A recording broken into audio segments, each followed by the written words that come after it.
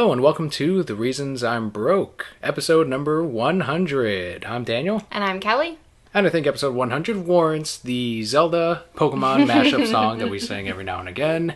Dun dun dun dun dun dun dun dun dun dun dun dun dun dun dun dun.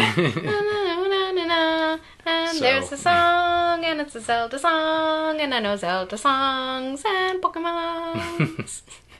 So episode number 100 has been brought to you by Mythicon. Mythicon will take place September 19th through the 21st at the Doubletree Hotel near SeaWorld Orlando. Mythicon is a convention that centers around internet stars. This is their second year, and we are super excited to be attending.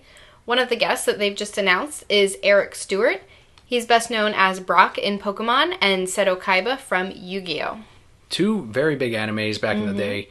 So they're going to get a lot of people, probably our age, going to see Mr. Eric Stewart. A lot of old grandpas there, apparently. I really liked them as Brock in Pokemon up until they changed it, and then it was someone else. I think you should dress up as Krogunk and walk up to him and be like, "Hey, Brock." And he'd be like, "That wasn't even me." He'd be like, "I don't care, up your ass." Shut up, Brock. And you like it. And he's like, "Oh, I do." Your blue eyes white dragon won't save you here. Wasn't there like a 3-headed blue eyes white dragon? Yeah, like they combine and they're still kind of a shitty card. I don't understand. I never watched Yu-Gi-Oh! It's like a shittier Charizard, basically. I was like, this Yu-Gi-Oh! Thing is weird. It's the poor man's King Ghidorah. Or Monster Zero, or King Ghidorah, depending on which version of the movie you see. Yes. But you can get your tickets at mythicconventions.com. We will be there on Saturday. For those of you joining us for the first time, great podcast to pick, number 100, lot to talk about. But the way we format our podcast is first we talk about news. It ranges from comic books, video games, TV, and more. And we follow up with our comic book pool list of the week. Typically it's Batman, because, come on, Batman's the best. Lots of DC, yep. We're going to start off with our video game news. First one being Mario Kart 8 for the Wii U will be getting a ton of updates. Horrible Mario Kart. The Mario Kart hate, as you called it? Yes, Mario Kart hate. It's only because, it's not just because I'm bad at it. It's because it's, compared to the N64, just not as good of a game. It's because you're not as good at it. No. I'm plenty good at it. I could, clean the floor with you if I wanted. Just, have you seen these rainbow roads? Lame. It should be called Lame Bro Road. But these updates will be taking place on August 27th. The first thing they are going to have is 3 free downloadable Mercedes-Benz carts. Because, kids, Mercedes. People, when they first announced this, were calling Nintendo sellouts. Let them make their money. You're not buying their shit. They gotta make it somehow. They can't be sellouts if they're giving you free DLC. Like, they have to actually be selling you something. Like, they're not selling out by saying, yeah, let's make this deal with Mercedes. Here you go, guys, some free content, some free carts that you don't have to use. But part of this update, aside from the free 3 carts, is the option to display the course map on your TV screen instead of on the Wii U gamepad during races. I approve of that. I think it would be distracting for me to look down and have to look on there for the map rather than look at my TV screen. The reason they put it on the controller initially was to show off the graphics for the Mario Kart 8 game, which are the best graphics so far for the Wii U on any game. And they don't want to put like a map to block out, more of the details that they could be having. But now you have the option. So you can have either or. I'm probably going to have the map on. Right. Because like you said, you do like to see who's behind you, where the next closest character is. And that's when you can best throw a banana in a shell. You got to hold on to the bananas to make you go faster. That doesn't work. It totally works. I could do without the map personally, because I don't need to know how far behind, ahead of everyone I am. Just don't let them feel inferior from my greatness. They will also be changing the order of the menu after each race. So it will default to next race instead of watch highlight reel. So right now, you finish the race, I know you do this a lot, and you just want to get to the next race and you hit the button and, oh no, you're a highlight reel. Then you gotta wait for it to load and then hit start and then back out and then get back over there. Pain in the ass. Now, it'll just immediately, you hit A, you're gonna go to the next race. Little thing, but I enjoy that. Like, it's a great bit of improvement, just hit A the next time, because that's the way the rest of the games are. Like, the default is just next race. And that's what I, really want to get to. You're still going to have these kids, though, who are now used to hitting down A, and they're going to hit down A, and then it's going to be highlight reel. And they'll be like, you son of a bitch, Nintendo. The game will also remember your previous kart design choices. Even after you turn off the Wii U, it'll save all of that. You come back with your Mii or character, whatever, and it'll default to the last thing that you used. That's really helpful for someone like me. I don't play the game every day. So when I do play casually, I find like the right setup that I actually enjoy. The small wheels, the cart with high speed. Baby wheels. They're not baby. You're baby wheels. I picked the pretty carts. You do? So you're going to pick the Mercedes-Benz carts? Well, I got to look at them. Maybe they're not pretty. I picked the pretty Yoshi cart because I play as Yoshi and then I got to play the Yoshi cart. And I feel like it makes me do better. And even if it doesn't, the girls will go after Yoshi because he's got a pretty cart. Not this practical baby wheel cart compensating for something. For not being a baby? Yeah. Well, for definitely being a baby. They're like, oh, look at your little baby wheel baby. Driving around like a baby. Who gets first place? In N64, I think I did, because I'm pretty sure that was you in 5th and me in 1st. Just throwing that out there, and you don't even have to customize your carts. I'm just saying Baby Wheels got me in 1st in this game. So. I just don't even know what you're talking about anymore. Another improvement will be the stability during online play. I don't play online. I'd lose even worse. But good for guys who do play online. I don't know how good it was before, but any improvement is hopefully a good improvement. Yeah, we never had trouble when we went online with Mario Kart 8. But for some of the players that live in the more remote areas of the US or even part of the world, if this improves their experience, if they have like a weaker internet signal and somehow this streamlines it a little bit more to make it smoother, that's great. Like, improvements only help everyone. So. Mm-hmm. Next up, some more Nintendo news. Europe will be getting a Super Smash Bros. Edition of the 3DS XL on October 3rd. This is the same day that the 3DS game launches. So you can get your Super Smash Bros. Game and the 3DS XL all on the same day if you're in Europe. No word yet on if this is going to come to North America. It's probably not. We never get the nice things. I think it will. I think, let's bet. Here we go. Shaking on it. All right, I think it will. You got to do laundry for a month if it doesn't come here. Fine. And you got to do laundry for a month if it does. Okay, that's fine. I do laundry anyway, so no big deal. It's not my... If you actually look at the 3DS XL the way it looks, it's got the red body design, same one that they have for the red XL currently, except it has the Super Smash Bros. 3DS logo on the right-hand corner, and then it's got essentially the cover of the game, all the characters lined up, but they're all in black and red, or I'm sorry, in white and red. Awesome. It looks really cool. I think it looks really nice. Not as nice as my Pikachu 3DS XL, but I mean, come on. What really looks better than that? Only my Zelda 3DS XL? False, not quite. Mine looks way better and it's way rarer. I could probably still sell my used one for what it was when I got it new. Maybe even more. If the box still goes for like $25, there you go. It's even more. Do I still have the box? You've got to have the box I somewhere. do. I know you said you saved it. So. I did. I saved it. It's in a box, in a box, in a box somewhere. I'll find it, but I won't sell it. Moving on to a ton of Pokemon news. Yeah, actually. Lots of Pokemon news. First, I want to start off by saying that I actually will be getting Pokemon Omega Ruby. Yeah, you will. I said I wasn't, and I am. Yeah, you are. And this is why. First off, I want to thank longtime Broquette at geek_omnivore. That's her name on Twitter. She did offer to get me the Mega Stone for Swampert. Because I wasn't going to do it. Because you weren't going to do it. So I'm like, awesome, I'll have my Mega Swampert in my Pokemon Y. Oh, wait a second, Dan. It turns out, like, I didn't even realize, and I don't know why neither of us actually realized it at that time, but there's no code or anything. Like, there's Mega Salamence, or Swampert does not exist in Pokemon X and Y. Like, they hadn't even made him yet. So that wouldn't have even worked at all. I don't even know if you can trade Mega Stones. But I still definitely want to thank her for offering. And now that we realize, like, wait a second. So now I have to get the game if I want to. Yes. My competitive team has to have a Mega Swampert. I'm so happy. So anyway. And you'll love it. And it may break my streak of me somehow getting the least popular of the two Mega or Pokemon versions. Because in X and Y, I ended up getting Y, which initially was the one everyone was pre-ordering. So I'm like, oh, well, I broke that streak. And then everyone switched over to X when they found Charizard X. It was in that game. Everybody's getting Ruby? I think most people are going to get Ruby because he was the more popular legendary back then in Gen 3 also. That's so weird. I always got Sapphire. I got Sapphire also. We never get the most same people game. got Ruby. Oh, there you go. I don't know you anymore. Did you get Pokemon Yellow? Because I got Pokemon Yellow. Well, this tote's different because Pokemon Yellow was amazing. So, well, we're going to get the different ones here. Fine. Also, they released something awesome. Something that's great because you lied to my face about it. You told me it wasn't the truth, and it's the truth, Dan. Eat your words. Whatever I supposedly lied about. Take it back because you lied to my face. I said, Dan, does this happen? And you say, that's not going to happen. And then I say, guess what, Dan? This happens. That's Nintendo trying to make me look bad. Probably. By listening to the show and then making your wishes come true. Nintendo's like, I'm going to steal that woman away from you. Your Pika wishes. Yes, Pika wishes.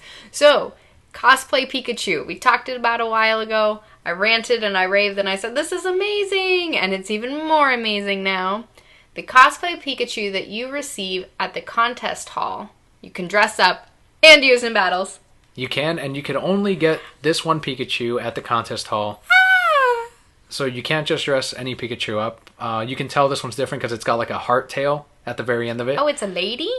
I don't know if it's a male or female Pikachu. I'm not sure. Heart tails are always ladies. Oh, well, there you go. Damn it. So now the Pikachu Bell isn't as funny because it's not a cross-dressing. I'm going to pretend it's a man, okay?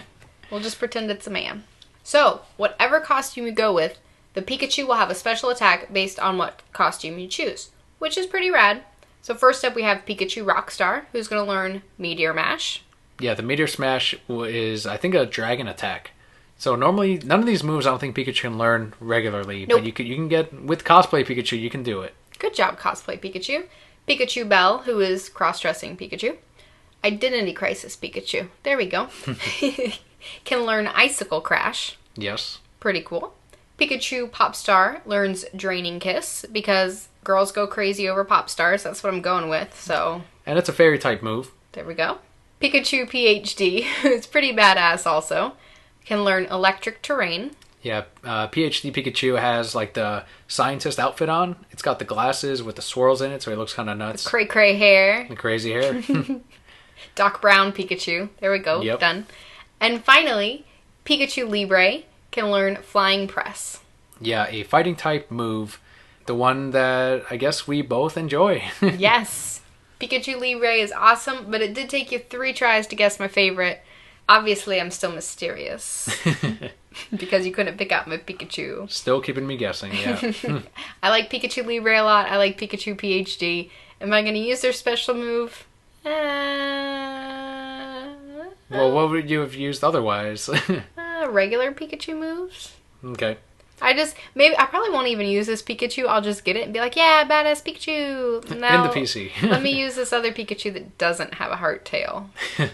With the new details on cosplay Pikachu, they also showed off a ton of new Mega Evolutions. A lot of them. We're going to start out first with Mega Altaria, who becomes a dragon fairy type. It learns the ability Pixelite, which changes normal type moves into fairy type. So big fairy type hitter, the only dragon fairy type. Okay, interesting. And I love the Mega form. It's a giant cloud with a bird face. Giant cloud with a bird face and the French hair. Which I love. Like, that sold it for me. I'm like, yes, it could have just been a big, more cloud, but then that hair and the beak, like the head, done. It's just like you and your Mega Ampharos. Mega Ampharos Jefferson. And what is the name you gave Mega Altaria? Mega Altaria Mozart. This should be my job. I should get paid to make up these names. As long as they have long flowing hair, you can give them a better brand new name. Exactly. It's my superpower. Another Mega that got announced is Mega Lopunny. This turns into a normal / fighting type. Gains the ability of Scrappy. Scrappy makes it so that normal and fighting type moves actually hit ghost type Pokemon. Interesting. Still a hoe though. Mega Hopunny. Yes, it is. Next is Mega Salamence, who becomes a dragon flying. It gains the ability Aralite, which changes normal type moves into flying type. Very similar to the Mega Altaria's ability. Mm-hmm. I really don't like the way this Mega looks. It's a giant moon. It's a giant red moon. Some people are calling it a flying saucer. I'm calling it a harvest moon. Harvest salamans. You grow the vegetables and give them to him. And he just burns them. And makes you start over from the beginning. He's an evil god. No Mega Salamans, I'm sorry. I grew the carrots the best I could. There were only 4 stars. I demand 5. Sets the town on fire. You did this with your shitty carrots. Game over. You could never win that game. No, never. Never good enough for Mega Salamence. He's always a vengeful god. Another fairy type that got a Mega form is a Mega Aldino. It gains Healer. It's a normal fairy type. This ability sucks. It sometimes heals an ally status condition. This is a woman Pokemon. Why is it the woman Pokemon? Well, I have a feeling Gail Simone's about to get upset. Probably. Well, because women are kind of like this. Because someone's like, I need this done. And they're like, maybe. And sometimes they do it and sometimes they don't. It just kind of depends on their mood. All See, right. Men won't even pretend. Like, if this was a man Pokemon, it'd be like, healer. Never heals nobody. Like, that would be the man version. Women is, sometimes heals them. They're in a good mood. If you've given them chocolate and flowers, then fine. This ability, it's only there for double battles. So if you're only doing single battles, this really does nothing for you. That probably wouldn't be my Mega of choice at that point. Just have regular Aldino with a better ability, and that's it. I always felt bad for Aldino, because I'd go fight them in the bushes, because they give me the most XP. But they, like, keep healing me. Yeah. That was so sad. The Mega form to this looks pretty cool. It's almost like a next step evolution to the Pokemon. So it doesn't feel like some crazy. It should have just been offspring. an evolution, not a Mega. Whatever, it's fine. just anyway, and finally we get to my favorite Mega ever. The only Mega that I really like. This is it. It's the only cool looking one. All the rest can just go away. We have Mega Slowbro. Turns into a water psychic. It gains the ability Shell Armor, which protects it from critical hits. But if you guys have not seen its design, head on over to somewhere and look it up because it's badass. I put it up on Twitter at Reasons I'm Broke. You can also find it on our Facebook page. But a link to all of this, head on over to nerdupmedia.com. But yeah, Mega Slowbro looks amazing. Shelder gets fucking greedy. He's like, I don't just want your tail, I want your whole body. I'm gonna eat all ya, but I'm gonna leave little holes for your arms. Yeah, I really like Mega Slowbro. It's a funny looking Pokemon, and I love this evolution. Will I ever use him? No. I just like his funny looking arms. Yeah. Sticking out there. It's like, Shelder, how'd you get a hole in you? Don't understand it.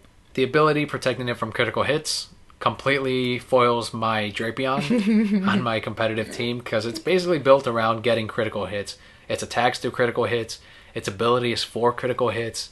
And its item that I put it ups critical hit ratio. You know what? I hate that Pokemon. Because nobody knows what it is either. They're like, is it a bug? Let me use fire. And you're like, nah, bitch, I'm a poison type. Gotcha. Earthquake, done. Get out of Gotcha here. with my poison tail. Cross, yeah. That's a really good one. That will conclude our Pokemon news for the That was a lot of Pokemon news. Yeah, ton of it. So, in conclusion, only get Mega Slowbro. Dan has decided that he wants to play Ruby because he genuinely wants to. Because he's sorry that he said that was a bad game. There's a lot of surfing in that game, and I can't handle that. It's so much fun. I like it. I used to just explore for hours. Like, oh, here's a wall. And then I used to talk to that old man who was looking at the ocean. But he's like that, I don't know. He's like, sometimes I see it. I'm like, fuck you, old man. I want my berries. There wasn't even anything good on that island. A reminder to listeners, make sure to get your Pinsir and your Heracross. It's up on the Wi-Fi Pokemon. You can download it through a Wi-Fi connection. You don't actually have to go into GameStop.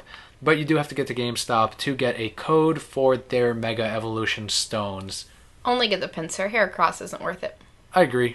Which is the version that you have, the Heracross one. So. I don't even know what you're talking about. Anyway, moving on to some more television news. Young Justice Season 1 is now out on Blu-ray. Not Season 2, not bundled together, because they can get more money out of you. Yes, they can. Just like they did with The Dark Knight Returns, they released Part 1 first, and then Part 2. They're doing that with Beware the Batman. They're like, you want to see season 1? That's cool. Here's season 1, part 1. Like, what is this? What witchcraft is this? But see, Dark Knight Returns was silly because they're like, here's part 1. And everyone's like, okay, it was good. And I bought it. And they're like, and here's part 2. And everyone's like, well, I might as well buy it. And then 2 days later, they're like, here's both of them together. You save money this way. You guys are jerks. But they were saying that if they sell, part 1 of season 1 for Young Justice, hopefully they'll bring out Young Justice Invasion and even do like a full collection package. You could wait and see if maybe they bring it all out in one. That's probably what we're going to do. I did that for Green Lantern, the animated series. They brought that out in portions as well, but I ended up waiting and they released the entire season on one Blu-ray package. So. Oh, Razor and Aya, why'd you remind me? That reminds me, I was talking to Rick from the Read Pile and Those Two Jerks podcast. You can also find them on Nerd Up Media. He said that he thinks that Aya actually becomes the spirit of the Blue Lantern, becomes Hope, and that's her in the ring going off to find the Razor. That's a sweet story, but that's not the truth. That's what I told him. How are they going to fall in love? The second part of that. How are they going to fall in love? Because they're always together in one entity? No, that just doesn't work. I they agree. Gotta fall in love and make out and stuff. I think he becomes a Blue Lantern. Yes. And the hope is that he will go out and find Aya, because that's what he says. Mm-hmm. Good. That's why he becomes a Blue Lantern, because he has hope. Good. So glad. Now that we've covered that, we can move on. That just reminded me. Another Blu-ray release, though. Tim Burton's Batman is going to get a 25th anniversary re-release. Awesome.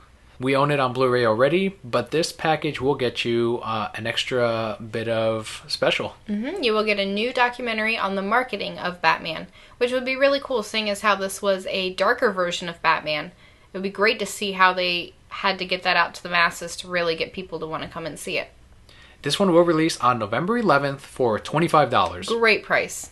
That's amazing. If you don't own it, definitely pick it up for this price. It is a good price. Most movies coming out now, Blu-rays, especially from Disney, are like $39.99 starting out. Because Disney knows they can get your money. And they can get that Batman money in this too.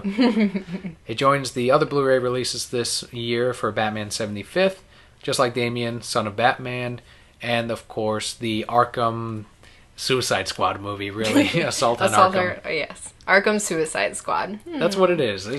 From reviews that I'm seeing, we haven't seen it yet, but people are saying Batman's not really in it. It should have been called Suicide Squad. Silly people. Next, we're going to move into some comic book news. We're going to start off with the top 10 comic sales for July.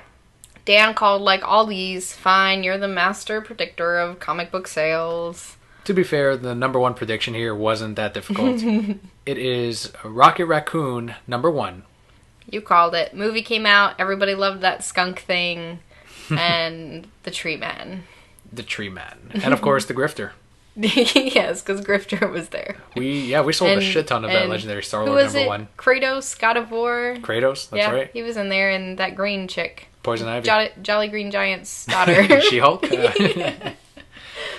Number 2 is Batman number 33, which was a fantastic comic. Consistently on the top 5, really. Such a good book. Number 3 was Amazing Spider-Man, number 4. Not picking it up because we got our Superior Spider-Man. The Superior book. But good job for Spider-Man. Number 4 is Original Sin, number 5. Yeah, that's Marvel's big event. Not the only one on the list, but we're moving on to number 5, which is actually Spider-Man 2099, number 1. Good job for more Spider-Man. Number 6 is Original Sin number 6. So, more Original Sin, like you said. Yeah, I think it was a bi-weekly book. Number 7 is Justice League number 32. You really liked this one. I sure did. You liked Batman. It was a very good book. Yeah, with Lex on the team, it makes for a great dynamic. Number 8, this one actually surprised me, was Grayson number 1. Yeah, I did say on Twitter, like that weekend, we sold out of that book in about a week and a half at the shop. And I was like, yeah, there's going to be a second printing. Like, this is definitely happening. There is. We have a second printing on the shelf now. Even that's going to probably sell out. We sold out of number 2. And believe it or not, a lot of the Nightwing fans are actually, at least this is what I get from what I sell and from people coming into the shop. A lot of boys from the ages of 10 and 16, right around that age range. I'm sure they saw Nightwing in Young Justice and the Arkham video games. Something about Nightwing really relates to a lot of these younger boys. I think it's the fact that he's not quite as dark or old as Batman, but he still gives you a little bit of that. It's like the diet Batman, if you will. Diet Batman. Interesting. So they come in not only looking for Nightwing, but they're like, hey, do you have Grayson #1? And I'm like, how do you know about Grayson #1? You have the internet? Forgetting that they have the internet. I didn't have the internet when I was 10. I didn't get the internet till I was like 15. Number 9 on the top 10 sales for July is the legendary Star-Lord #1. That's the other Guardians book on the list. So the Grifter #1. Yes. Good job, Grifter. And finally, number 10 is Harley Quinn #8. This book could be a bi-weekly book, which it looks like it will be for this month at least. Weird. There's a... I'm sorry? I said weird. Yeah. Making us spend more money. I'll do it though because it's Harl's. Yeah, Harley Quinn always sells. That Deadpool, of course, is always on there. Although not in the top 10. Well, yeah, because, you know, you need space for Harley and Batman and good books. A brand new DC book that got announced. Nope. Didn't get announced. I don't know what you're talking about. Which you will never make Kelly's top 10 anything. No. Not as, like, maybe my bottom 10 things. It is called Gotham by Midnight. It's written by Ray Fox with art by Ben Templesmith. I like Ben Templesmith. I read Squitter #1 and 2. That's the recent work from Boom Studios, I want to say. And the artwork for from Ben is actually going to fit the theme for Gotham by Midnight, which they're saying is going to be a horror book with a police/detective spin to it. No, get to the part. Just don't even sugarcoat it. Get to the part. All right. This is going to be a spin-off from the awesome Batman Eternal. Keep going. From the awesome Batman Eternal part that had Batwing in it. Dan. Teaming up with the Spectre. No! Why? Why would they do this to me? You know what? Nintendo heard our podcast and gave me everything I wanted. DC heard it and gave me everything I didn't want. So remind the listeners why you don't like the Spectre.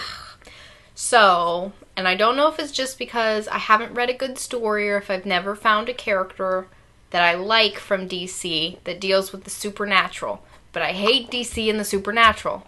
I hate it. I don't think it's done right. Batman would just walk up and say, not real, and slap it away. Like, it just, for me, it does not fit. The only thing I'll accept is Baby Etrigan from the Justice League show. That's it. And Shazam. No Constantine for you. Nope, no Constantine. No Spectre for you. No Spectre. No Zatanna. I don't even like Zatanna. I like Zatanna. I don't like Zatanna. I like You're her a boy. book from She Paul wears Dini. tiny clothes. Not in the New 52, really. Well, and Paul Dini wrote her. But she teamed up with Constantine. I hate her now. I'm going to give the series its shot. I'll read the first couple of issues and let you know what you're missing out on if it's awesome. It'll be my pass of the week every week, even though I don't even read it. It's so much my pass of the week that I passed on it that week. That's how much of my pass of the week it is. Some news from Twitter, actually. Greg Capullo, the rockstar artist from the DC's Best book, Batman. Silly. Written by Scott Snyder, of course. Greg Capullo he's awesome on Twitter. He's getting into arguments with people, but more importantly, he's actually putting up pictures from the next arc from the Batman series, which is Endgame. He did leak a picture, a sketch. It has 3 characters in it. We have Batman, Bluebird, which is Harper Row, and finally a 3rd character named Lark. We don't know who Lark is. There's a bunch of speculation. I have my ideas. Dan says they're wrong, but you know. I think you just say mine are wrong. Yeah, I probably do. Lark That's what makes us good co-hosts, Dan. We're always challenging each other. Lark is the newest member of the Bat family. Fits the theme of birds. You know, you got Robin, you got Bluebird, Aguila, which is Spanish for eagle in Detective Comics. I think Aguila's gone. I already gave you my opinion on that. She's gone. Alfred's daughter is now working in the Batcave, I guess. Good for her. Why not? Wait, would she be old, or was old-ass Alfred, like, getting with a young lady? Obviously, old-ass Alfred is getting with the young ladies, because, good for him. Alfred went to Cambodia and just, what laid happened his happened. seed everywhere. As he was Batman like a sprinkler. Gross, Alfred. But he can do what he wants. Yeah, because he's Alfred. So who do you think this new Lark character is? I think it's the kid from 0 Year. This is the kid that saved Bruce Wayne. Yep. Right after the explosion with, I want to see Dr. Death. Yep. I still think he's going to be the new Robin, the very first Black Robin. But we'll find out in the next couple of months. Yeah, I'm sure. A lot of people are saying Lark is Cullen Rowe, who is Harper Rowe's brother. Why don't you think it's her brother? That's too much. It's just too much. I don't know. Do you think he could even be trained in any way to become a member of the Bat family? I think he could be used in other ways, like almost like an Oracle character. I don't see him on the front lines. We've seen in all these comics, Harper is the one standing up for him. Harper is the one going out and doing things. He just wants to play by the rules. I don't see his character changing enough where he's going to go, and now I'm going to do this and fight crime and do these things and other things. And I'm like, no, you're a side character. You're there to support Harper and help Harper grow. Right. I don't need to see you on the front lines. So I highly, highly doubt that it's going to be him. And it's not going to be Aguila because she killed somebody. All right. Not going to happen. The other prediction is that it's actually Dick Grayson. Maybe. He gives up, I guess, the Grayson identity and becomes Lark, because he does have some weapons very similar to what he used as Nightwing. What are they, like nightsticks that with electricity They're on them? Nightwing sticks. Okay, nightsticks. Electric Nightwing sticks. That's his new name now, Nightsticks. Nightsticks. Get over there and knock that guy out. My name's Nightwing, not Nightsticks. That's it. You're Robin now. That was your one chance. You're the Nightstick or No, Robin. I'll never get out from under your shadow. But I never want to. Fine, I'm Nightstick. Okay, so Robin, you need to. The other thing, too, is possibly Damian Wayne. Nope. Doesn't return as Robin. Nope. But comes back as Lark. Nope. Wouldn't happen. You really think Damian would be like, I was the best badass Robin ever. Now I'm just gonna be Lark. I don't know. Damian's gonna fit somewhere, but I don't think it's as Robin. Nope. I don't think Damian's gonna be on the field either. The other thing about the image, this isn't the first time we've seen Lark. The costume at least made a debut in the Detective Comics New 52 number 27 when it did like a future flash forward in the story. You do see a couple of costumes up on display, just like Batman normally does in the Batcave. He keeps his trophies. Harper Rowe's costume as Bluebird is right next to Lark's. People are saying they're making that connection with Cullen because they're brother and sister, so that's why they're together. No. But I think the other teaser, the other rumor that they're saying is that DC's getting ready to actually relaunch the Birds of Prey book with the Bat family birds as the Birds of Prey. That would be really cool. So you'd have Lark, you'd have a Robin at some point, maybe Red Robin, Tim Drake from Teen Titans. A Robin, is that like A-Rod? You'd have Harper Rowe, Bluebird, Aguila, and then... I told you, no, Aguila. I told you. Alfred's daughter working from the Batcave. Fine, Alfred's daughter. As the new Oracle. Fine. Not Aguila. Told you she can't be part of the Bat family. I've already decided this. I don't like her. There's going to be the one issue that they come out with. I don't like her. That you're going to sympathize with Aguila. Don't like her. Okay, we'll see. She was a bitch. She's like, I'm going to go on drugs. Now I'm going to shoot with this man. I ruined my life myself. I'm going to run away. That's exactly what she did. That's her whole story right there. Don't like her. Can't kill people. All right, let's move on to something you do like. Yes, in November, we are getting DC Lego variants for some amazing comics. Yeah, Marvel had their Lego variants, I want to say about a year and a half ago. Boring. They sold really well, but now DC's getting theirs. Yeah. These are all based on the number 0 issues for the series, for the big hitters like Batman, Batman and Robin, Batman and Superman, Detective Comics Batman. I'm just going all Batman. Batman and Batman. You also get a Catwoman one, which is way better than the Catwoman number 0 cover because her butt is not touching her shoulder blades. Leave Guillaume March alone. Her butt was touching her shoulder blades. Have you ever seen that on anyone but a contortionist? I've seen it on plenty of comic book women, some of which are drawn by Guillaume March. That's the standard, Dan. Yes, comic book women. All right, so this is all in line. That's perfect. What all real women are like. Go ahead and tell that to Gail Simone. No one said this is what real women are like. This is what real comic book women are like. My goodness, Dan. Harley Quinn has a DC Lego variant. Yep. Sinestro has my favorite one. He is the best. He's like, here's my little shiny hand. I'm like, well, thank you, Sinestro. His whole hand is all yellow and shining, and I think it's a really dynamic cover. Your favorite was the Batman one? based I don't on know. Capullo's drawing? Yes. I do really like the Batman one. I like the Sinestro one a lot, too. There's a lot of fun ones. The Superman one has his, like, cape behind him. Like, real flowy. All gay for Batman, like, here I come. What's he saying in the... Okay, Superman Loves Batman theme song. I can lift you up. I can show you what you want to see and take you where you want to be. You could be my luck. Even if the sky is falling down, I know that we'll be safe and sound. We're safe and sound. In the Batman Superman Lego one, what's he saying? He looks a little angry next to Batman. Is there any other people next to Batman? It's the Batman Superman They just got in book. a fight. Oh, no, because we went through all the covers. They had been in a fight in every single one of them, remember? Yes. Because he's like, I just wish he could see things my way. And then the next one, he's like, if only he would listen to me, then we wouldn't be in this problem. Like, such a woman. Oh, Superman, you love Batman so much. But he'll never love you back. So I'm hoping these... It's got to be a sad song. You're interrupting. That's okay. Fine, go ahead. I'm done. I'm hoping these Lego variants are cover price, just like the selfie DC variants have been. I think those sell better in the end, as opposed to just having like 10 $5.99 books. Let's give me like 30 Right, because then you're DC buying Harley books. 2 $3.99 books. Exactly. Instead of 1 $5.99 book. And we actually went to see a movie this week. I only died a little bit inside. This is the Teenage Mutant Ninja Turtles movie. Yeah, we saved this one for last before we get into our sponsorship. The Teenage Mutant Ninja Turtles movie, basic plot, there is a guy named Eric Sachs who wants to put a disease all over New York. By the way, spoilers. This is going to be a spoiler review. Because I don't think it's as big a deal if we spoil this as opposed to like Guardians. If we had, even now I'm not going to say what the post-credit scene is, just in case. Well, even if we spoil Turtles, you don't really miss that much. Yeah, like we're not spoiling this cinematic masterpiece that has all these twists and churns and... What a twist!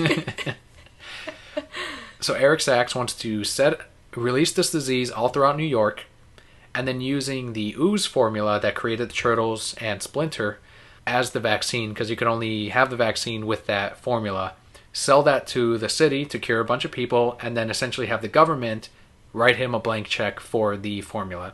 But to get this ooze, because it's all gone, he needs to grab the Turtles and use their blood to extract ooze from them, and then, set this plan in motion. Where'd the Shredder fit into all this? Nowhere. That's the answer. In a Transformer suit, that's where he fits into all this. Shredder says he wants to be the takeover king ruler of New York. He wants to bring the name of the Foot Clan back. Lame. Yes, agreed. Okay, let's start from the very beginning. Things I did not like about this movie. Number 1, 45 minutes of April O'Neil. More than that, the entire movie of Megan Fox. But mostly the first 45 minutes where it's just her. You're going to refer to her as Megan Fox and not April O'Neil. She's not April O'Neil. She's not a ginger. She wears a tan leather coat, not a yellow raincoat. It looked yellow. She doesn't wear that weird jumper thing. All right, no jumpsuit. And she's Megan Fox. And she can't act. You are right. Do I need another explanation? It's pretty... The worst scenes in the movie are the ones in which she's in her apartment with her roommate. They're supposed to be funny scenes. Ugh. They're not funny. They aren't. They're not acted well. Nope. They're not directed well. The sets look cheap. Yes. This movie, in a nutshell, is just terrible scene, followed by a funny scene with the Turtles, and then an awful, just a mess, a disaster that they probably only did in one take. And then, oh look, the Turtles again. This is kind of fun. Well, that's where all their money went. They didn't have money for another take.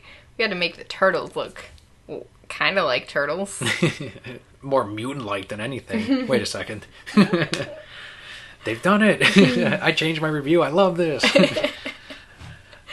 But as far as the Turtles are concerned, they follow the IDW comic, the ongoing series currently, in which they were experiments involving April's dad, and that's her tie-in with the Turtles. They find the ooze from an alien origin, which is how the original comic as well as the IDW book is. So yes, they do transform through an alien means, but again, go back and read the classics. That's where the ooze comes from. Mm-hmm. So this Utrom Empire ooze is injected into the four turtles as well as Splinter, and they do gain fast intelligence, they get stronger, but before they actually mutate and transform into what we see them in the movie, the lab catches fire. We find out because someone has found out exactly what they're planning to do with this disease and with the ooze and what the plans are, and how April's dad is against this because it will cause the death of many people. So they burn down the lab. April saves the turtles and Splinter, throws them down in the sewer instead of taking care of them, and they mutate in the sewer and become ninjas.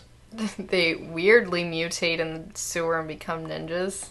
Yeah. They look like Franklin the Turtle for a little bit there. That was awkward. If you think the turtles look bad as adults, you're see them as kids. Like I'm sorry, I should say teenagers as they're teenagers, but they're awful as kids. The CGI is terrible. Horrible. The voices are very bad, and I couldn't handle that scene. Like they could have cut that out of the movie, and they would have been fine. Right. There were a lot of things I didn't like. For example, how Splinter comes to learn ninjutsu for reals. I picked up a book in the sewer. It not only taught me ninjutsu, but how to speak like this. Like, Yeah. really?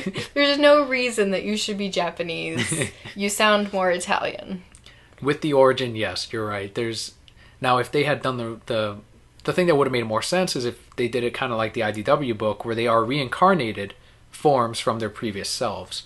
Or how you actually liked it. My favorite, where he watches his master do ninjutsu, and he's like, I'm a rat, I'm gonna teach myself ninjutsu too. You see him in the cage like, "Hua," Oh, doing, that's like my favorite scene. That's the one chops. scene that sticks out of every Turtles movie ever, is just their silhouettes doing little chops. And I'm little like, kicks. yes!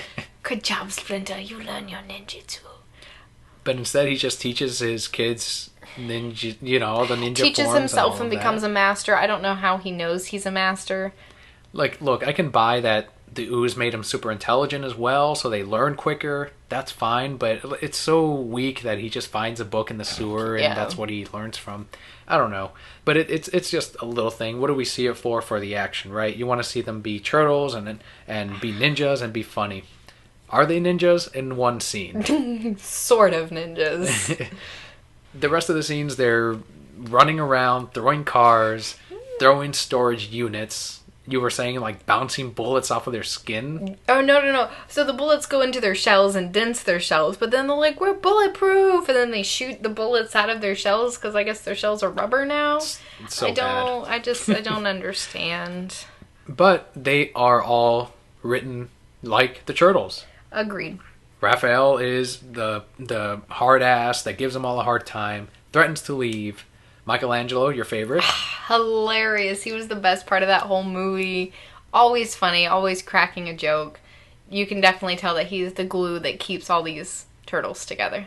Leonardo was the boring leader, like usual. And Donatello was the nerd. Donatello is my favorite turtle. And he was one of the two lamest ones in the movie. Well, yeah, because Mikey and Raph are the best. See, that's what made me sad. Like, Michelangelo and Raphael, they kind of developed those two characters way more than the other two. Now, Dan, Megan Fox needed her screen time. We couldn't yes, really... she did, I guess. We couldn't develop them all. We had to choose. Yeah, why do we focus on Megan Fox, or do we focus on the four turtles that the movie is named after? Or do we focus on these Teenage Mutant Ninja Turtles? That they speak of. Megan Fox. She cost more. So Megan Fox. Unfortunately, that's the main problem about the movie. It focuses on April O'Neil and not so much on the turtles. The focusing that you do get is with Raphael. He grows the most in the movie. He is there for his brothers, I think, in a different way than the rest of them are. He's separate in that he will actually be willing to die for his brothers, just like they all would, but you actually see it happen in this movie. And I felt like he was the heart of the entire film. I would agree with that. That was the only good part of the whole movie. Like we said, the turtles. Mm-hmm. It was entertaining, but there's so much wrong with it. Shredder just bothered me so much. He had zero motivation. You could definitely tell that they were going in one direction, and then people got pissy and they're like, oh, let's go in this other one. Shredder's not white. Look, he's Japanese now. Shredder spoke Japanese for the first half of the movie and then only English for the second half. Didn't understand that. He was a Transformer Shredder in disguise. shooting his knives everywhere. Okay, here's what got me. They needed ooze. They had Splinter, who has ooze. They beat the shit out of Splinter and then take the turtles for their ooze. I'm like, you had Splinter right there. And they leave behind Splinter. Yes, on top of that. they just leave him there. I'm like, for reals? And then I don't know why Shredder wanted to fight Splinter anyway. Because Right. they have no prior history at all. Exactly. There should be... I love when they have that motivation of we're mortal enemies and we have to take each other down. It's like, no, you're in my way, smelly, slimy rat thing. Mm-hmm. Let me shoot my Transformer knives at you. Right. Yeah, you can tell that Eric Sachs was originally going to be Shredder, because you do see his background, and this is the same actor that was in The Dark Knight for the opening bank scene, in which he had the fake grenade put into his mouth by Heath Ledger, the Joker, and he had this whole plan set up, like it's perfect, and I'm assuming originally he built the Shredder armor, and went after the turtles to try to get that ooze. Well, that doesn't work because he's not Japanese. Well, hold on a second. They reveal in this movie that he was actually born in Japan, and he knows the entire legend of the Foot Clan, and knows about the leader that came in and saved, the entire village and part of the country through a similar method. So we are to assume that he becomes symbolically the new Shredder by taking this legend and bringing it to New York and wanting it to happen again. That is what you get out of this. Like, you can tell this script was rewritten hastily. They added a couple of scenes here where they're like, look, this Shredder is a completely different person. It's not this Eric Sachs guy. Even though Eric Sachs lines up with Oroku Saki. Like, But no, they're different characters. So to me, it would have made more sense if he was the Shredder, as different as it would have been from the source material. Yeah, here's what they should have done. Okay, Shredder's there, but Shredder, you never see him. Maybe in the very end, he steps out and does something, whatever. So, this guy was raised by Shredder. Shredder's like, or not even, like, Shredder knows about him, knows he has an evil plan, whatevs. This guy's like, I need some money. Shredder's like, I'm not really going to help you, but I'm trying to make a name for the Foot Clan, so here, you can use my Foot Clan to help you do stuff so that people start to know about the Foot Clan again. And the guy says, Shredder doesn't really have any motivation other than that, but he doesn't actually need to be in the movie. And then this guy can be like, oh no, I'm foiled, and they stopped the Foot Clan too. And then Shredder's like, now it's on. You stopped my Foot Clan, now I'm after you. And then he's in the second movie. Yeah, that would have been a great, like, at the very end, something, right. Yeah. And then he can speak Japanese at the very end, instead of half Japanese, half English. Fans would have freaked out, like, holy shit, it's the fucking Shredder! Right. Instead of, I'm a wimpy-ass Transformer Shredder. Right. And my face is never revealed in the entire movie. No, let me just put, like, shadow over my face. It almost seems like I was just added at the very last minute. That's the downside. Couldn't even get a real actor, like, as the janitor. They're like, here, just put on these clothes and stand there. We'll dub over you. Well, that's the only thing about it. Like, overall, I'm going to say I wouldn't pay to see it again. Like, if I had seen it before, I would have been like, oh, shit, I shouldn't have paid for it. If you really want to see it, rent it on Redbox or Netflix or whatever. It'll be up there. It was a fun movie. Mm-hmm. It was a terrible movie. But I overall, I had fun watching it. Yeah, agreed. You just have to kind of ignore most of it. About half of the movie. So they have greenlit a sequel that is set to release on June 6th, 2016. I think with the new direction they're going in, with a more polished script, now that they actually have the time with their new idea, the revised everything, they can really hammer this out and make it a really, really good sequel. I think it's going to be 10 times better than the first one. Hopefully. Maybe we'll develop Leonardo and Donatello in this next one. Hopefully, and maybe they can even change up the designs on the turtles. I'm sure they didn't have enough time. Make them like beaky noses instead of weird ass like human noses. Yeah. Like, even that though, like when you're watching it, you kind of forget about it. Yeah. Up until the close-ups, and then you're like, oh, fucking ugly. Holy shit. Oh, I'm just gonna die here. They have said though that it will feature Krang, which we did get to see a little cameo of this with a little Krang arm, like. Little Krang, like, yeah, on the Japanese map, you see on the left-hand corner, there's a little... that little Japanese story that I expected to be really good, and then it was like, and now it's over! Yeah. it was kind of like me and Susie went to the mall, and then we ate. That's exactly... That's pretty much the story. Anyway, so we got Krang, Casey Jones, Bebop, and Rocksteady. Yeah, they originated in the cartoon as well. Awesome. They were originally supposed to be in the first movie. We're going to get them in the sequel. I think that'll get some more people in the door. Mm-hmm. And they're obviously going to be way more like the cartoon because they saw how people reacted with these designs. So Hopefully. we'll see. But we do like to play a little game in which we kind of figure out how Batman would have ended this movie in like 15 minutes. Not even. Like 15 seconds it would have been over. So for this one, Eric Sachs is getting his orders from Shredder, who's Okay. in the shadows. Okay. And when Eric Sachs reveals exactly where he's going to disperse this disease from, that's when the Japanese stops, and instead you hear, "You won't be going anywhere." and then he's like, "What?" And then that's when comes out of the shadows, takes off the mask, Batman in disguise the whole time, knocks It's out Eric Shredder, Sachs, Batman in disguise. knocks out Eric Sachs, finds the disease or whatever, properly disposes of it, and we're done. See, I think it would have been way before then. Okay, first of all, let's not discount the fact that the company that Sachs works for is probably part of Wayne Enterprises, so he's been monitoring his bullshit this whole time, right?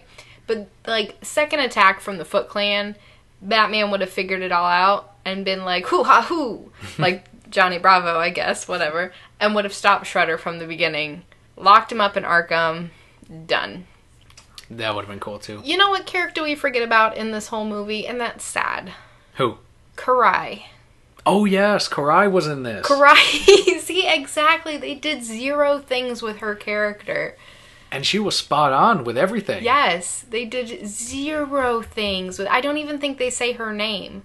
Do they? They might say once it or twice. once. Yeah. But they do nothing with her. You know that she's running things, but she just gets told her people are stupid and to bring in the turtles, and then she hits a tree. Yeah, Karai. I was really happy to see Karai in this. Me too. And the costume, she looked exactly like Karai. Yeah. Like I loved it. She had the I was hair really and excited. yes. And she lived though, so I'm hoping in the sequel they She's do so more forgettable. with her. Unfortunately, yeah, that was a missed opportunity for More them. Karai, less Megan Fox. Yes, Great movie. She can. Yeah, that'd be. Let's do that. We do want to give out some thanks for episode number 100. Mm-hmm.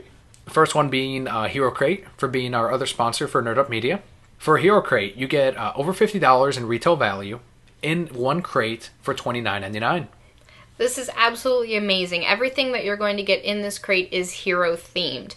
You're going to get a custom t-shirt, 4 to 6 hero themed mystery items, and a chance to win your next crate for free. So this is great, $50 value at the minimum. I mean, it could be more. You get some hero stuff. If you're like us, we're all about the heroes, all about nerdy things. Yes, we are. Never think it to look at me on the street, though. Seem like a normal individual. Yes, but Hero Crate, you can get your next crate. I think they're taking orders for crate number 3 now. Wow. 2 sold out. Awesome. And number 3, you can get it at HeroCrate.com. Also, make sure to follow them on Twitter at HeroCrate. They will give you updates on there as well when we don't. And speaking of Twitter, we received a question from @TheReadPile, who asked, do you think Damian was the best Robin? Yes, the Read Pile, for all of you brokettes out there who know, part of nerdupmedia.com. They do comic book video reviews. I think this is a confusing question, because is he the best Robin as in getting things done, or is he the best Robin as in I think he's the best and he should have stayed? Double question. Do I think he should have stayed? Yes, because I believe that he was a great compliment to Batman and this team once he stopped being a little asshole. He was a little shit, yep. The best Robin as far as getting things done was probably Grayson, even though he was whiny about all of it. But if you remember when, who was it, Grant Morrison? Yeah. When he went on his acid trip and sent Batman back in time, Grayson was the one who took over. He realized that this city needs not just the name of Batman, but the figure of Batman. And as much as I don't want to do it because I want to be out of Batman's shadow because I'm whiny, I need to do this right now to keep this city in order. Yeah, he really stepped up for the city and for Batman. So I agree. I think Dick Grayson is the best Robin. But Damian Wayne is my personal favorite Robin. Tim Drake's my favorite because he has funny things to say in the animated series. Like, that's a lot of bull.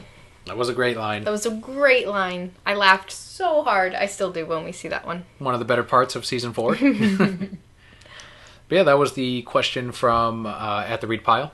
You can ask us questions, any question at all. We'll answer it here on the podcast through Twitter at Reasons I'm Broke, or on Facebook, facebook.com/TheReasonsI'mBroke. And we want to go ahead and give you guys a big thank you again for listening to us to this episode 100. Huge milestone. I never thought we'd get here. I don't know about you. I didn't really think about the future. We just kind of kept doing it and having fun with it. Next thing you know, we're up to episode number 100. Mm-hmm. Like, holy shit, with sponsors and Twitter followers and stuff. But we do want to say that it's not the views or the listens or the number of sponsors that we have. It's actually the Brokettes, the listeners, what you guys have to say about the podcast. Like, we really love that. When we have a couple of things we want to read here from some Brokettes. But, for example, like when I'm at the comic book shop, a couple of frequent buyers and actual listeners is Mike and Garrett. They both come in, they talk about the podcast, and it really feels great to know that people out there are enjoying what we're saying about comics, movies, TV, video games, and more, and just paying us compliments. Like, that makes it all worthwhile. We could have 0 sponsors and just you guys, and really that's really at the core of what we have. It's just the Brokettes, and we love doing this for you guys, and a lot of you really have fun listening. And when you tell us that, it really keeps us going. Absolutely. Thank you guys so much. But we do want to mention 2 Brokettes who did leave us comments through Twitter. First off, we have at Chris Galvin 1981, who says, "Congrats on number 100. Thumbs up from Batman 2." Yeah, he attached a picture of Michael Keaton Batman giving the thumbs up. Is he looking up with his whole body? He's churning with his whole body. Because he couldn't move his neck.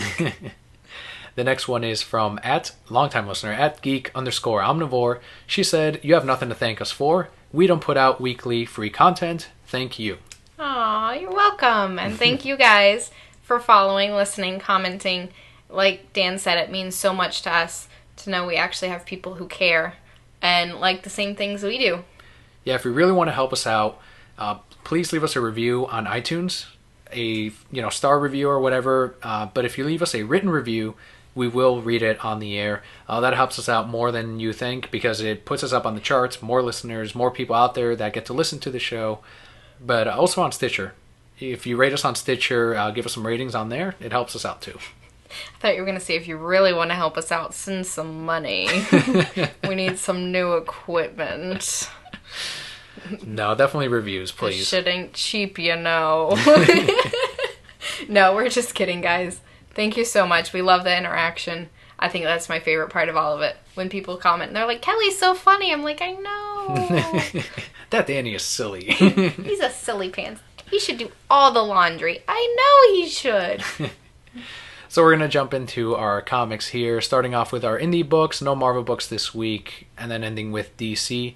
First one being from Boom Studios. It's Hexed #1, written by Michael Allen Nelson, art by Dan Mora, colors by Gabriel Quesada. I didn't know what to expect from this. You read it before I did, and you're like, "Hey, Kelly, you should probably read this." And I'm like, okay, fell in love. Basically what this is it's a supernatural thief that Supernatural goes around, done right, BT dubs. Just throwing that out there. Exactly. Who's taking paintings so that they don't fall into the wrong hands. How are these paintings used? They're magical in some way. They're portals. They're power. We'll find out as the series continues. But the protagonist is, her name is Lucifer, right? Yes. And she's a fun character. The art is great. We already have 2 of her sidekicks, I guess. Mm-hmm. And then a brand new character, which you said is the love interest. Of course. Well, the thing that I really liked about this book is it's one issue. It's no longer than a normal comic. But in this one issue, you get this brand new character. You get her 2 friends. And you already can tell that they all have a relationship together just from the dialogue and, body language and all that stuff. You have a love interest, because yes, it's a love interest, Dan. Only because he has a rose on his, pockets. And he's kind of like Tuxedo Mask, and I could just tell. Okay? I know these things. And you have an evil villain, the main villain probably for the first arc. Right. And then you have this other side character who I don't know about her yet, but she's freaky. I have a good feeling. I think I'm going to like her a lot. And then you got a cray-cray cliffhanger at the end, and that's just in the first issue. And none of it felt rushed or out of place. Everything was paced very well, and that's very difficult to find. It's kind of like Saga. Mind blown. Yeah, if you need a new series to jump into, we do recommend Hex #1. Not our pick of the week, but definitely a good book so far. This next one is my pick of the week. It's Red Sonja number 11, written by Gail Simone with art by Walter Giovanni, and the colorist is Adriano Lucas, Carlos Lopez, and Alex Guimaraes. Yeah, nailed those Spanish-sounding names. Yeah, I love this book. This was almost my pick of the week. Should have been. But it was my favorite Gail Simone book, because we have 2 this week. We did. This was a very good comic. You get to see a lot of growth in Sonja. I feel like there's more development for her in this one issue than we saw in the whole first arc. She really comes to understand herself, understand the situation she's in, let go of a lot of stuff from her past that was introduced very seamlessly, that you never believed it wasn't there. And she resolves it in a very great way. And it's perfect for her character. The thing I loved about it, too, is so she's been on this whole journey collecting these little Special peoples. The greatest artist in all the land, so I don't kill all these slaves. And it's been weeks. And you get reintroduced to them all again, and you never forgot who they were. You see their face again, and you're like, oh, that's the cooking dude who was really cooking alligators, and so the alligators came and ate the guys. And that's the sword dude who's never been with a lady. And when Sonja finally defeated him, he's like, I'm ready for you now. She's like, nah. And that's the lady that Sonja almost hooked up with too. And that's a little girl who tames lions and bears and bites people. Like, you never forgot who any of these people were, and you love them all. They're all individual and written well. And Gail just draws strong female characters. That is a testament to Gail's great writing, is that these characters mesh well together and they all work, and you do care about them. They come to Red Sonja's aid immediately, but that alone isn't what makes it. It's because of each creative way in which they fight and come for Sonja, and each say something special to Red Sonja that really makes you attached to all of these brand new characters, and that's how you do it. And this is why this is Gail Simone's best book. Absolutely. My pick of the week, Red Sonja number 11. Next is Sex Criminals number 7, written by Matt Fraction and Chip Zdarsky, art by Chip Zdarsky, and colors by Becca Kinsey. There's a song I think of whenever I see the title to this book, and I think it fits very well with the issue this week. You've been hit by, you've been struck by, oh, sex criminal. And some dildos, and some condoms. Now they're masturbating in the hallway. Got it on the carpet.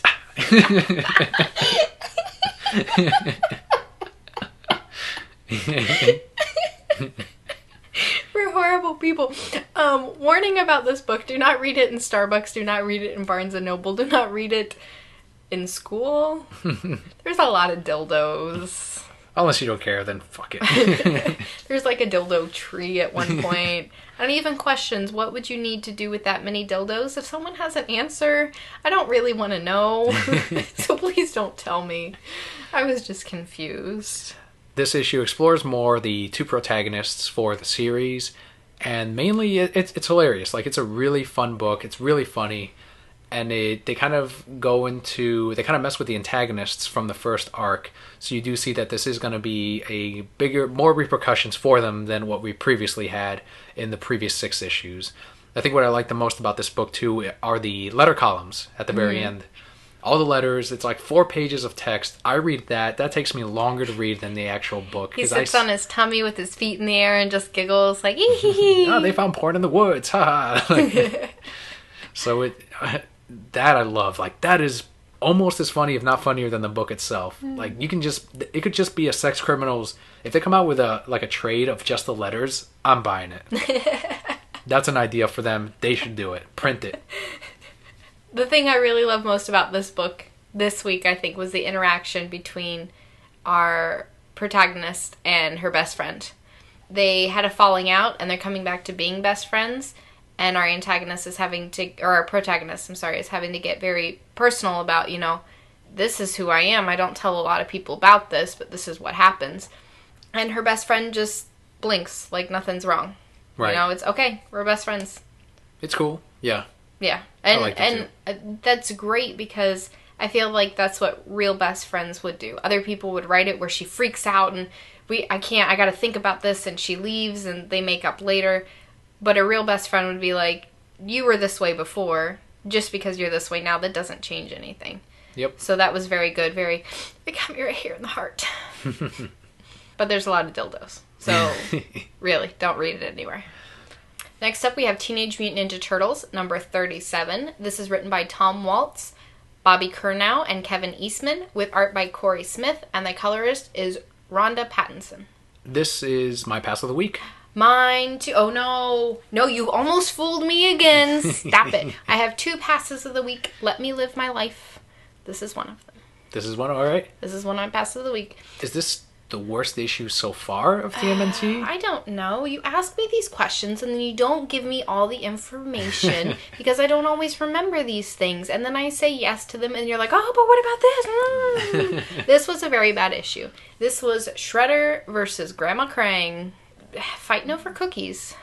Yeah, they advertise it as like a possible alliance between the two.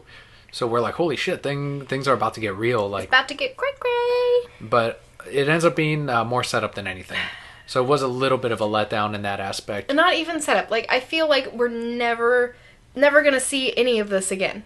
Like, it's going to be forgotten about. They did not end it on a note where I was like, this is going to come back later. It just feels like it's nothing. Well, if it ends up being a battle between Shredder, the Krang, and the Turtles, and then the Turtles have to team up with Shredder to take down the big army that is Krang, that'd be great.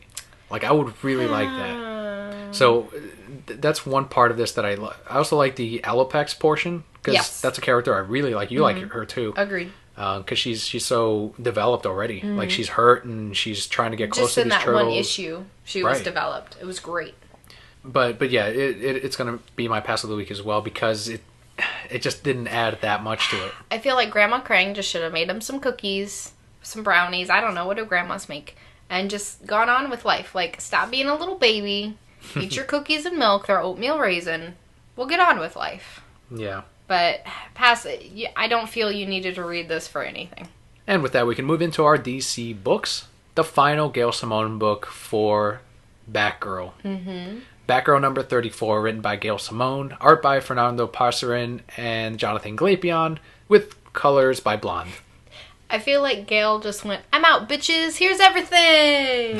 And she just threw it all in there. You had the characters from the movement, you had Birds of Prey, you had Secret Six. Like, she went all out. Here's everybody I've ever done. Red Sonja was probably in there somewhere. I didn't look that hard, but I'm sure she was there, or her chainmail bikini or something was there. Tomb Raider is also back there somewhere. I hope so. That'd be great. Yeah, that would be good. But that's what this is. Unfortunately, this arc felt like it still had 2 issues to it. At least. And it was kind of like, well, this is my last issue, so I'm going to end all of this with a bang. And she does do it. This is everything that any Gail Simone fan would want. Everyone's in there, like you said. It made me really happy to see the movement, especially. And it was a fun issue. But I'm also kind of glad that I'm happy with the direction they're moving in. It's not going to be as dark, and it's going to be just a fun Batgirl book. And we have said that we're going to stick with Batgirl in spite of Gail Simone actually not being on it. Mm-hmm. Definitely, I would like to. But like you said, I think the direction they're going in is great, especially with the ending of this book and what Batgirl finds out. I feel that it's really going to change her character back to a lighter side, which will lend itself well to this new series. Next up, we have Batman number 34. This one's written by Scott Snyder and Jerry Duggan, with art by Matteo Scalera. And the colorist is Lee Loffridge. This is my pick of the week. I knew it was, because I know you. Because unlike me being all mysterious, I know all about you. So this is the issue. This is actually more of a one-shot story. Yes, but it was great. But it was awesome. If you want to pick up like a single issue for Batman, definitely get on Batman number 34. Not only is it a good jumping on point because it's going to lead into Future's End next month and then finally Endgame, which is coming up, but also because the story is awesome. Basically, you have a murderer out there that's going off after hobos. His main thing is he wants to kill these hobos and bury them, get rid of them, whatever, and then just disappear. He wants to be Zoidberg and be like, shh. But like you said, someone's paying attention. Yes. Because nobody's paying attention to them. Batman goes, I'm paying attention. I pay attention to everything in my city. I should not be doing the Batman voice. Yes, Batman is not fooled, pays attention to everyone, including hobos that go missing. And we've seen this type of story before, like, oh, these guys are missing, Batman needs to find the killer.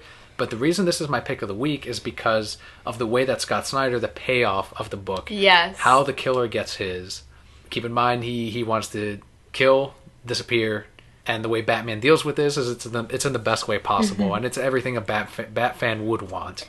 Well, not only is that great, but Batman does some crazy things with his body that should not be possible. But apparently they are, so we'll just ignore it. Yeah, everything's in here. Detective work, undercover work.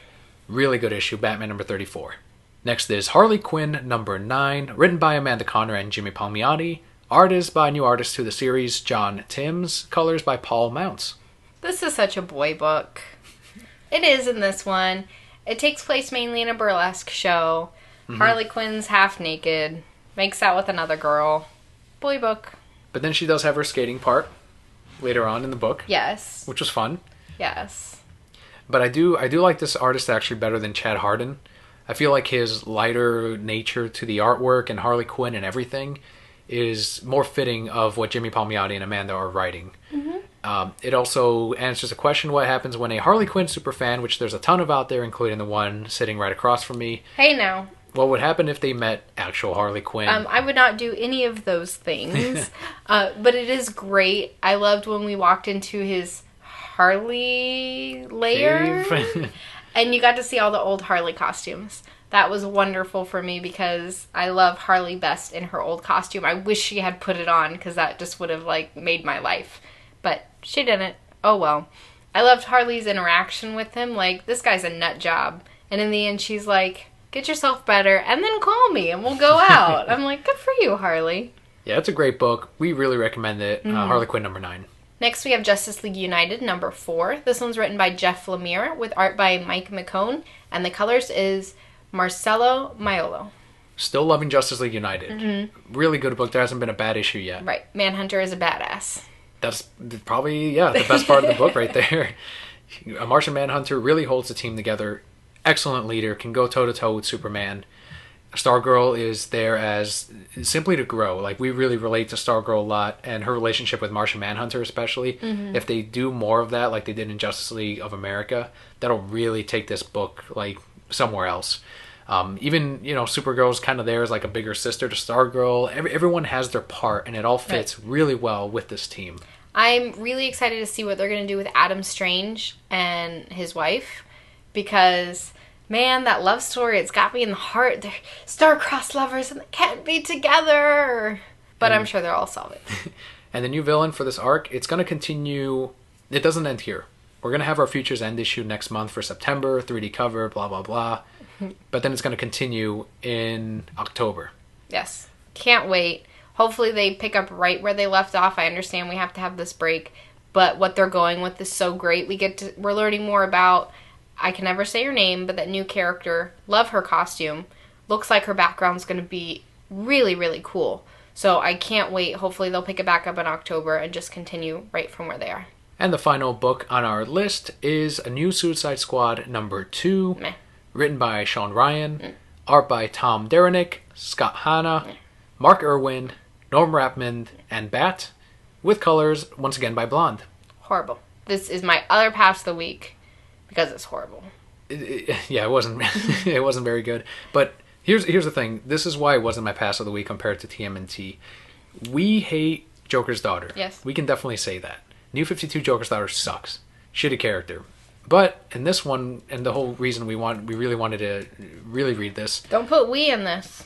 Well, what I wanted to see most out of this book was Harley Quinn and Joker's daughter arguing. And you do get this in number 2. And it's funny. It's hilarious.